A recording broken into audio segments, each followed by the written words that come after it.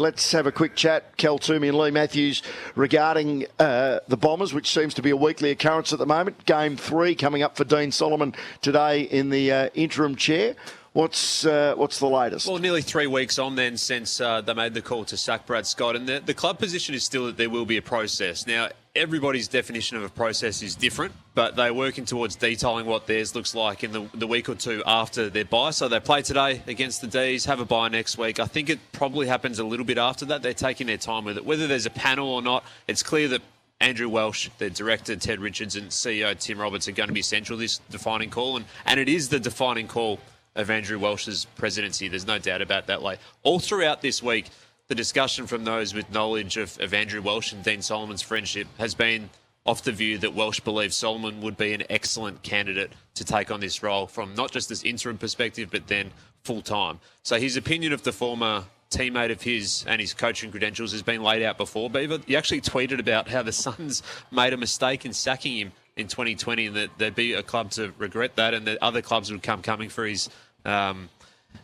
for his coaching credentials. In the end, it was at Tweed Heads, of course, where he's done the last 3 years. But I think that the movement for a Dean Solomon-led coaching group for next year has definitely grown legs over the past couple of years from within Essendon circles. It is clearly, though, the most politicised coaching call.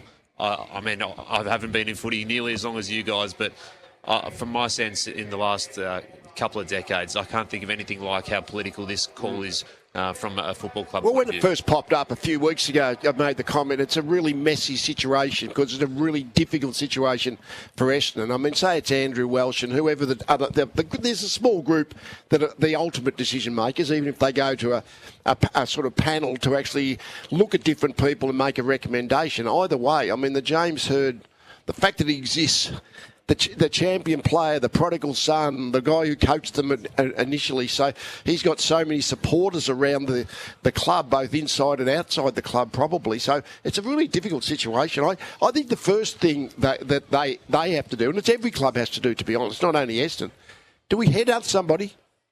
Or do we just open it up to people who can apply and we'll work out which one we want to actually go?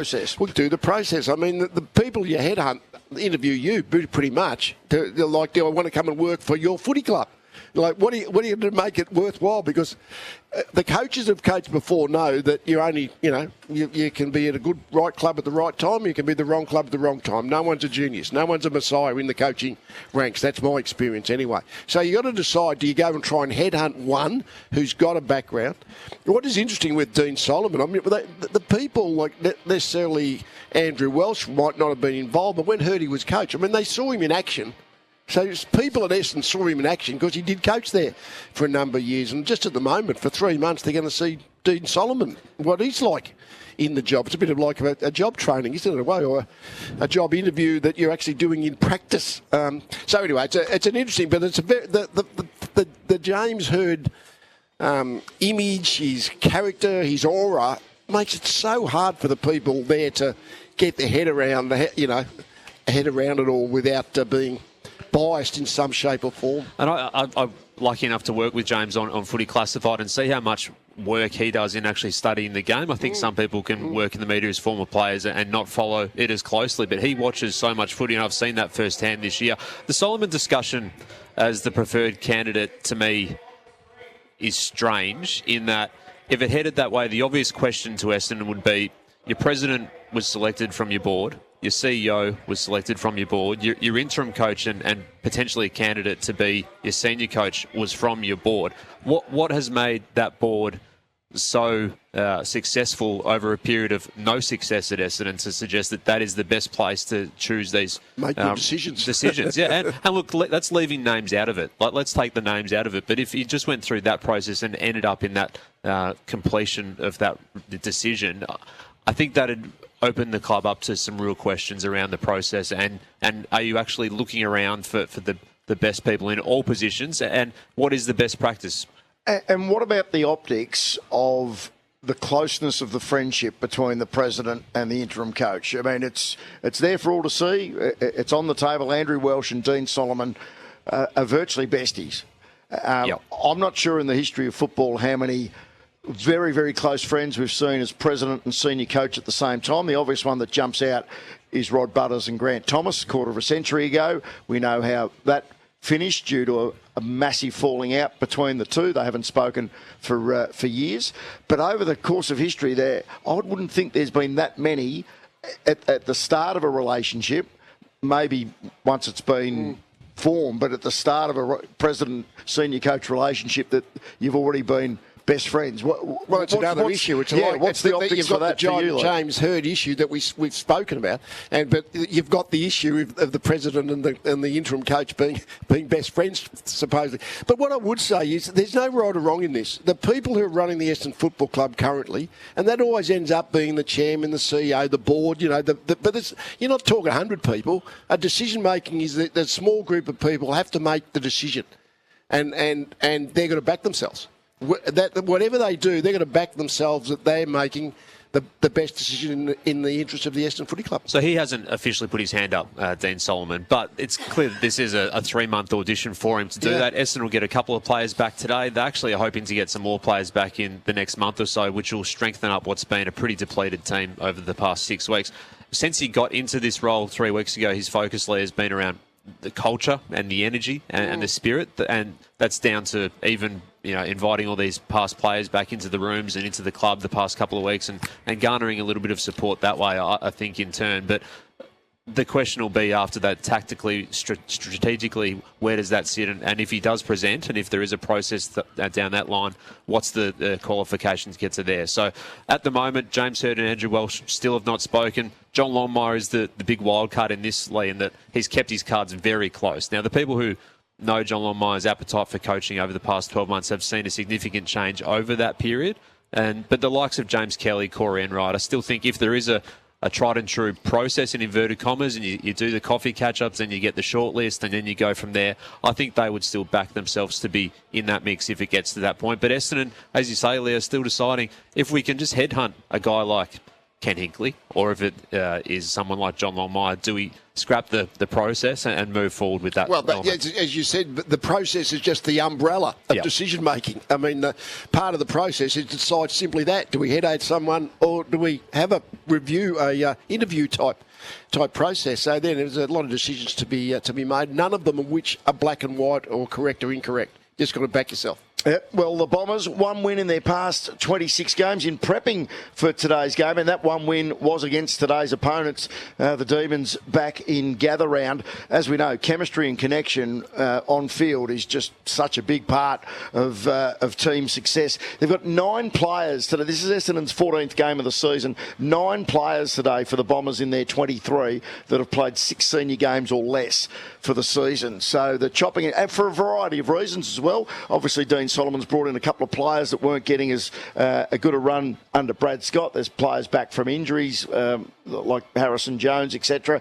But it is difficult to build that connection with so many changes week in, week out. What did we make of last night? Certainly some Suns players surrounding umpire Nathan Williamson on the halftime siren and quite agitated. And then Noah Anderson, both in his interview with Channel 7 at halftime with Abby Holmes and also with us post-game, which we'll have a listen to very shortly, part thereof, not wanting to go further on what was said between the players and the match officials. There was clear frustration from the Suns last night, wasn't there, on field and then off it afterwards, with Damien Hardwick calling for a change in the lasso rule as one part of his post-match diatribe, I guess you'd call it. He said it was ridiculous that when the ball trickles off a player's toe and goes out of bounds, that is paid against him. I'm interested in your view on that, Leigh, as well. He also described it as the Roman Colosseum, which was a great line. The umpires were just waiting for the Geelong crowd to give them the thumbs up or thumbs down on their decision-making. I think this will be some commentary that will get some reaction from the AFL, whether that's publicly or privately. I'd expect that maybe a little bit of a word would be had to Damien Hardwick as a senior coach. These are difficult conversations to have and to stray into post-game, and it's an emotional environment, but he does have form in talking about the umpiring. Well, it's particularly the two parts of it. I mean, the fact of, if it comes below the knee, anything that would score a goal is actually regarded as a disposal, and therefore that's why the lasso rule would apply to, and I happen to Took Miller, I guess. That would happen to one of your players. But the other part of it, of the noise of affirmation, Alan Richardson coined that phrase about a decade ago, that the home team and if there's a real big crowd and a big home team crowd at various grounds, there's a noise. Maybe the umpire reacts to that. But I always think the things about free kicks, Beav. I mean, I watched the game last night. I'm unbiased, right? And I go to footy all the time, and you think to yourself, when you watch it and you're unbiased, there's a lot of decisions that are debatable, but there's very few you say, no, that was wrong. So, and it's not a radio topic really, but last night there would have been, say, half a dozen, heavily debatable free kicks. But I think you'd find in the true light of day, like for instance, the one that we can all remember was when it was Adams, wasn't it? Adams from the Suns came back with the flight of the ball to try and spoil Jeremy Cameron. It looked like he'd actually just made like his fist actually was while he had his back to the ball, he was running with the flight of the ball. His fist looked like it got just the ball out of Jeremy Cameron's hand, but then his body cluttered into the front of Jeremy Cameron. You think of that, you think, well, his spoil was mainly ball, but he also cluttered into the front of Jeremy Cameron. So if you say, very rarely can I find a decision that is definitely wrong. Like 100% incorrect, as opposed to heavily debatable. And the interesting part, and that was echoed a little bit by Chris Scott post-game, who said that we actually have a better understanding of the rules internally at Clubland than I think the wider public does as well. And he spoke really strongly around maybe the education piece needing to be better from a wider perspective, because there was free kicks there that were given or not given that made a lot of sense to him and made full sense to him, but maybe the conversation outside is different. It's almost impossible not to make body contact if you're spoiling front arm. Even if you get all ball, it almost defies the laws of physics that you're not, with your velocity, you're not going to continue, and some part of your body is going to connect with the player you're spoiling. This is when the knowledge of the rules is. This is why the AFL are really careful not to be just having 30 free kicks each Monday. We're going to say, yeah, that was correct, we think, or we think that was incorrect. It's somewhere in between, isn't it, really? That's the problem. So, for instance, if you do just make body-to-body front-end contact in a spoil, does that automatically make it a free kick to the guy, who's facing the football? I mean, I'm not positive of that technicality within the rules. You think you know the rules reasonably well, and the umpires, it's a split-second judgment. It's not like going back and watching replay after replay after replay. So that particular free kick, I would have thought, we would just watch it live, was going to be a free kick 99 times out of 100. And even the discussion around the lasso change as well, doesn't that then bring in extra grey, and you're trying to then, as an umpire, guess what the player is trying to do and take that sort of objectiveness out, whereas it's a kick, it goes out, a handball, it goes out, whereas now it's, he didn't mean it this way, it was just accidental, it was a little bit of tactical play from the opposition. I think that adds an extra level of grey that we already have so much grey in all the rules, Beef. Unless my eyes were deceiving me, and we watched the Harvey Norman replay 3 or 4 times, the ball to me came off Took Miller's knee, which means it shouldn't have been. Or maybe below the knee, but is it that patella tendon on the front of between your knee and your shin? Does that count as below the knee or in the knee? Well, the irony is, of course, their opponents who were the recipient of the free kick, Ollie Dempsey, didn't have the goal given a few weeks ago here at the MCG, and what a crucial non-decision that was. We're about to listen to Damien Hardwick on the umpiring last night. The one point I'll make, every time we go down the highway to cover a Geelong home game, Lee and Cal, it just is a reminder to what so many of the other Victorian clubs have given up over the last, or in the modern era, with ground rationalisation in Melbourne. And it's not for every club, because... Is it because, on that point, there's the severe home crowd, so you've got a big home ground advantage in the crowd and the noise and the atmosphere, right? But the other part of it, it's a very unusual shaped ground. I mean, it's a bit like the sardine can. I mean, very straight along the wings. I mean, but nevertheless, those two things together do tend to make it a very significant home ground advantage, doesn't it? Yeah, not for every Victorian club, because obviously Melbourne and Richmond were already MCG co-tenants. Collingwood were far too big for Victoria Park. Essendon far too big for Windy Hill. But Carlton were in part drag kicking and screaming out of Princes Park. You think of, on either side of town, the Bulldogs and the Saints with the Western Oval and Moorabbin respectively. But we go down the highway and we know the way that the Geelong Stadium has been built, predominantly on the back of taxpayer dollars.